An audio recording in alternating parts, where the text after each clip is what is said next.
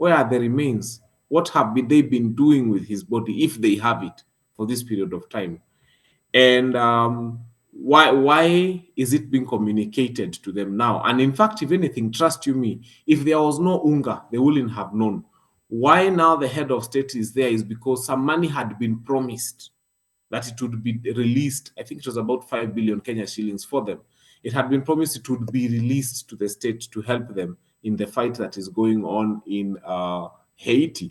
So they are there making a passionate position, mpaka wanasema hata tumepoteza watu, mtu fulani amekufa, leteni hii pesa haraka tuende tukaitumie, but tupatieni new vehicles. Why are we fighting a fight that is not ours? This Unga about one of the young men who had been deployed to serve, to protect, who allegedly died in March, and the family was finding out, because they'd been trying to inquire, and the body, what's going on, consulting lawyers, only for His Excellency to come out and say, and mention the name. So this family is finding out at Unga that their person died. Kenya is notoriously known for sending big delegations to New York for Unga and for many other events. Many back home have decried the issue of travel expenditure by the government. And on a positive spin, and I know there's maybe not so much positive with this government, but on a positive spin, most average Kenyans maybe do not understand the purpose of these foreign trips, like to Unga. What do Kenyans need to know about these trips, and maybe how are they supposed to be done right? Fanya mambo. We are far from doing them right. There is the official delegation that we got to see on our televisions. And then there is that unofficial delegation that Kenyans do not get to know about.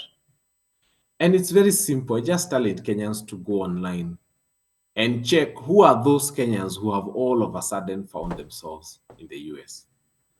I know of the visiting delegation and the front they showed, the face they showed and said, I am in the US with the president for Unga.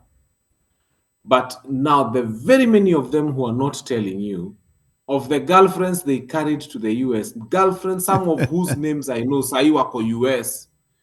And I can even tell you who they are because they are funny. They have already posted on their Facebook pages that they're in the US, but they're not posting themselves at Unga. Who are they? And we know who those girlfriends are, and they are there, and some of them are there on taxpayers' money. So it's very expensive for us. You have no idea how many Kenyans are in the US because of this Unga thing. And I can tell you for free, it is very expensive. How are they supposed to be done? I think this is a good opportunity to speak about the things that are important to Kenyans and for Kenyans.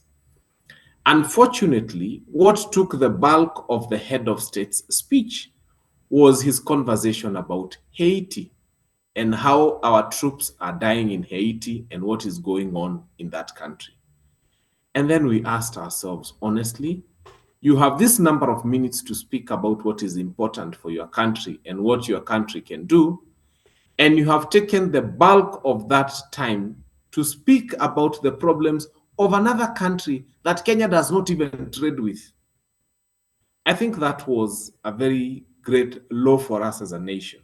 I wish the head of state was having conversations about those things that would help the 53 to 55 million Kenyans who are here, as opposed to taking a lot of time to discuss troops that are less than 1,000 that we had not approved of as Kenyans, that some of us had even gone to court. I have a petition alongside with others.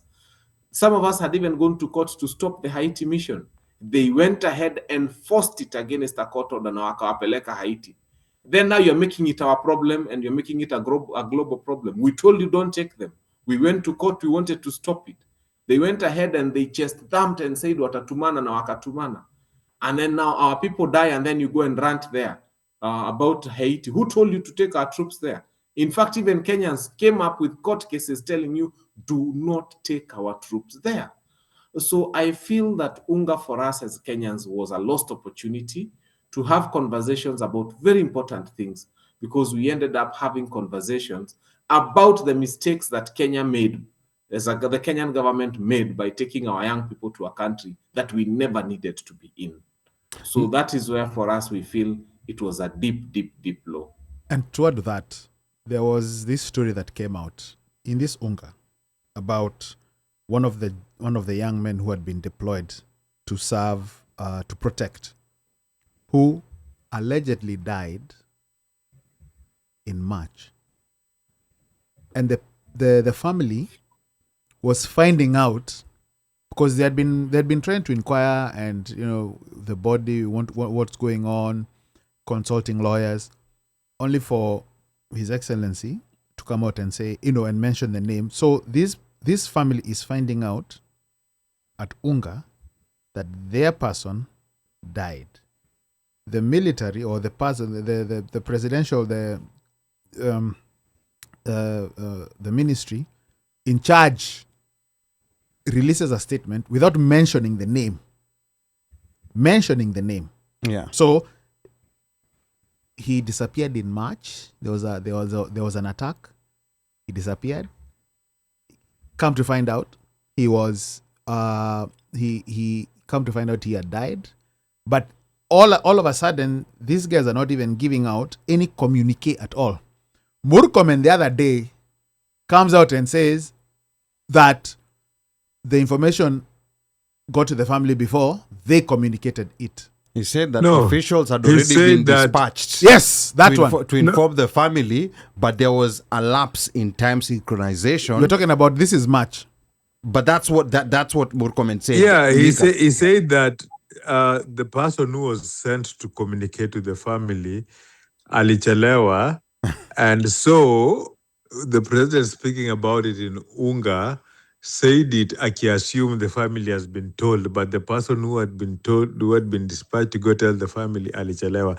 So kutoka March mpaka saa hii The guy has been jamaa traveling. bado anaenda pali anaenda kwa kineo family.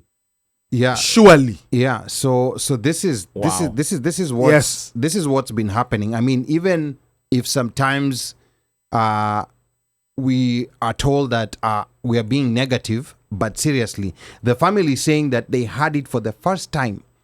Like when President When he announced announced it. at Unga, that is very distressing. Fanyamambo, what's a typical protocol of such a situation? Like what's supposed to happen? There's a way in which it's done here in the US. Is there a system for doing this in Kenya when someone is serving combat abroad, of how death is communicated or to you a die family? on duty?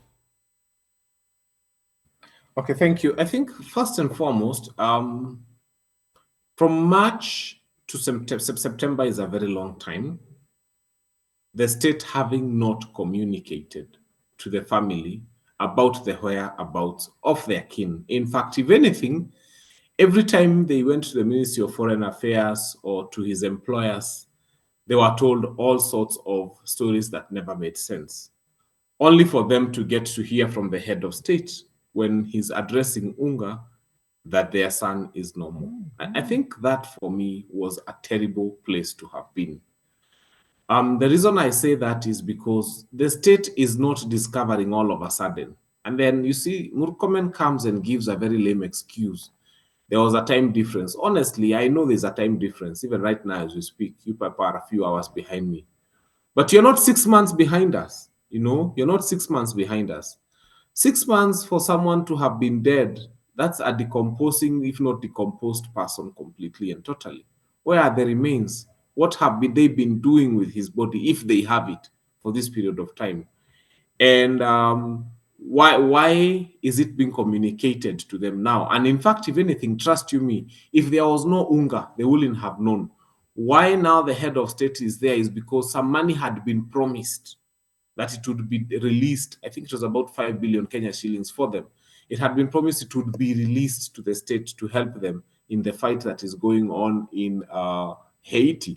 So they are there making a passionate position, mpaka wanasema hata tumepoteza watu, mtu fulani amekufa, leteni pesa haraka tuende tukaitumie, but tupatieni new vehicles. Why are we fighting a fight that is not ours? So many kilometers away.